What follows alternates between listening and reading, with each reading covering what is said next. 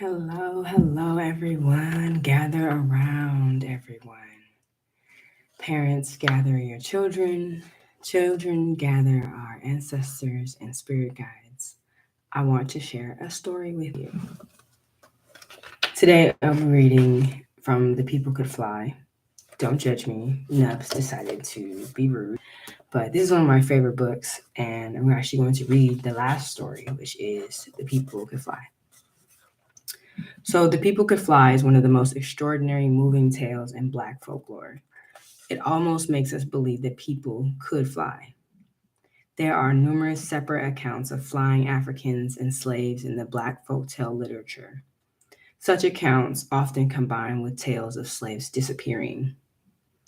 A plausible explanation might be the slaves running away from slavery, slipping away while in the fields or under cover of darkness. In code language murmured from one slave to another, "Come fly away" might have been the words used. Another explanation is the wish fulfillment motive. The magic hoe variant is often combined with the flying African tale. A magic hoe is left still, hoeing in an empty field after all the slaves have flown away. Magic with the hoe and other farm tools and the power of disappearing are often attributed to Gullah, Angolan African slaves. Angolan slaves were thought by other slaves to have exceptional powers. The People Could Fly is a detailed fantasy tale of suffering, of magic power exerted against the so called master and his underlings. Finally, it is a powerful testament to the millions of slaves who never had the opportunity to fly away. They remained slaves, as did their children. The People Could Fly was first told and retold by those who had only their imaginations to set them free.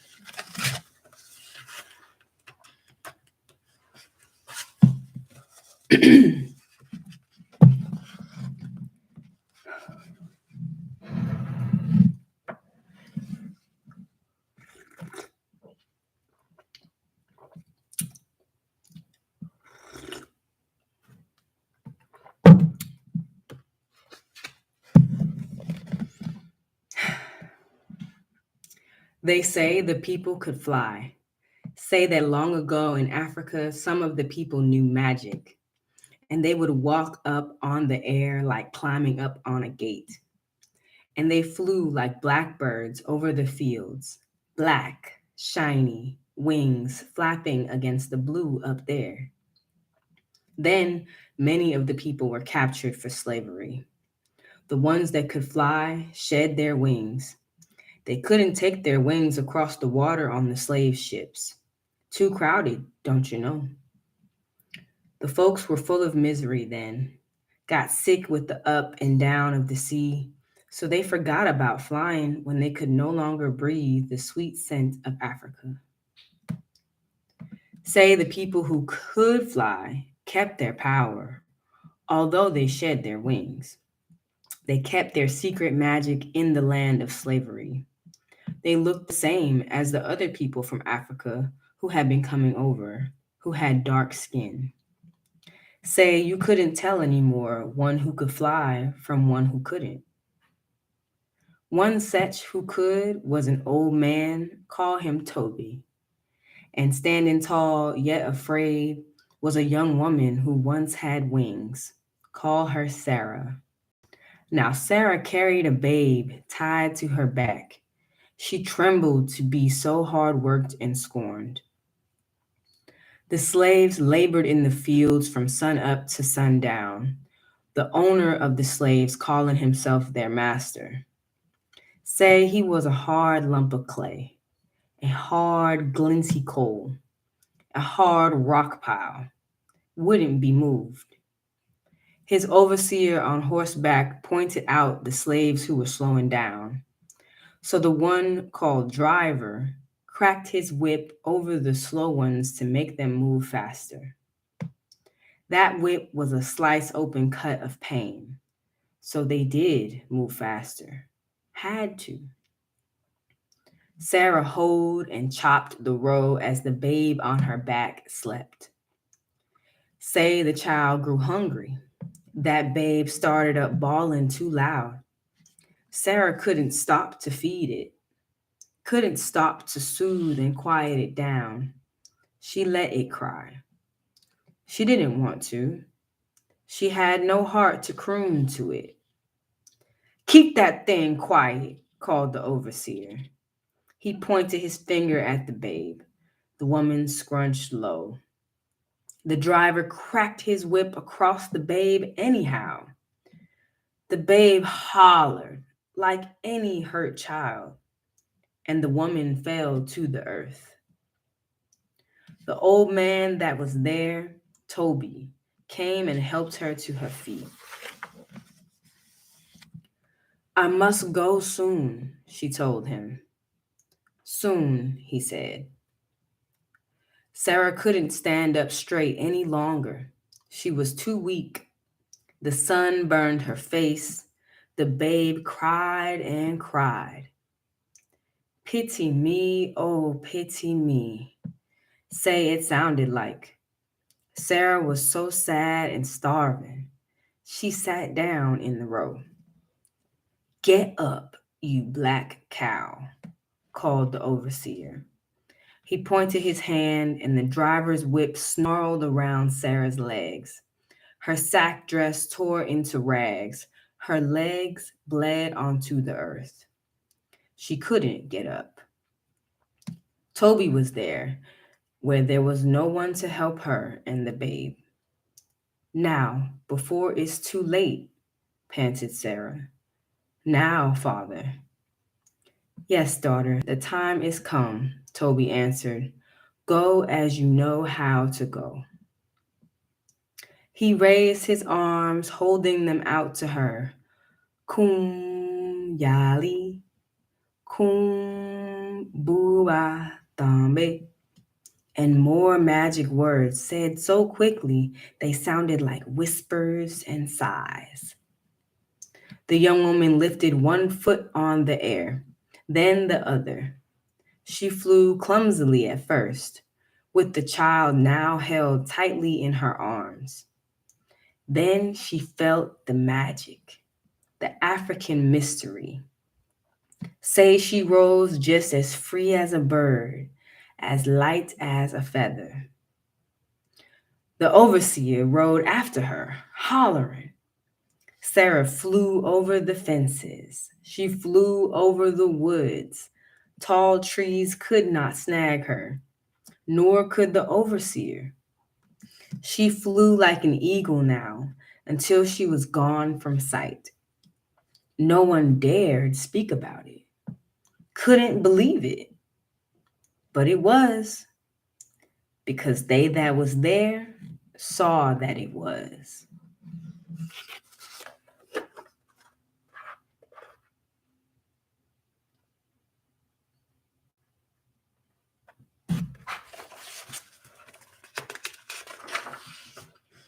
Say the next day was dead hot in the fields. A young man slave fell from the heat. The driver come and whipped him. Toby come over and spoke words to the fallen one. The words of ancient Africa once heard are never remembered completely. The young man forgot them as soon as he heard them. They went away inside him. He got up and rolled over on the air. He rode it a while, and he flew away. Another and another fell from the heat. Toby was there. He cried out to the fallen and reached his arms out to them. Kum kuka yali, kum tambe. Whispers and sighs. And they too rose on the air. They rode the hot breezes. The ones flying were black and shining sticks, wheeling above the head of the overseer. They crossed the roads, the fields, the fences, the streams, and were away. Seize the old man, cried the overseer. I heard him say the magic words. Seize him. The one calling himself master come running. The driver got his whip ready to curl and round old Toby and tie him up. The slave owner took his hip gun from its place. He meant to kill old Black Toby. But Toby just laughed. Say he threw his head back and said, he. Don't you know who I am? Don't you know some of us in this field? He said it to their faces. We are ones who fly. And he sighed the ancient words that were a dark promise. He said them all around to the others in the field under the whip. Booba, Yali, Booba, Dambe. There was a great outcrying. The bent backs straightened up. Old and young who were called slaves and could fly joined hands, say like they would ring sing. But they didn't shuffle in a circle. They didn't sing. They rose in the air. They flew in a flock that was black against the heavenly blue. Black crows or black shadows, it didn't matter. They went so high, way above the plantation, way over the slavery land. Say they flew to freedom. And the old man, old Toby, flew behind them, taking care of them. He wasn't crying, he wasn't laughing. He was the seer. His gaze fell on the plantation where the slaves who could not fly waited. Take us with you. Their looks spoke it, but they were afraid to shout it. Toby couldn't take them with him, hadn't the time to teach them to fly. They must wait for a chance to run. Goodie bye, the old man called Toby spoke to them. Poor souls, and he was flying gone.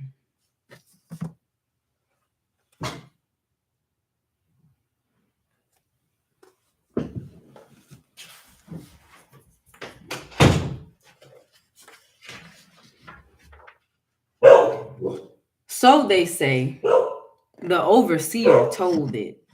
The one called master said it was a lie, a trick of the light. The driver kept his mouth shut. The slaves who could not fly told about the people who could fly to their children when they were free. When they sat close before the fire in the free land, they told it. They did so love firelight and freedom and telling. They say that the children of the old ones who could not fly told their children. And now, me, I have told it to you.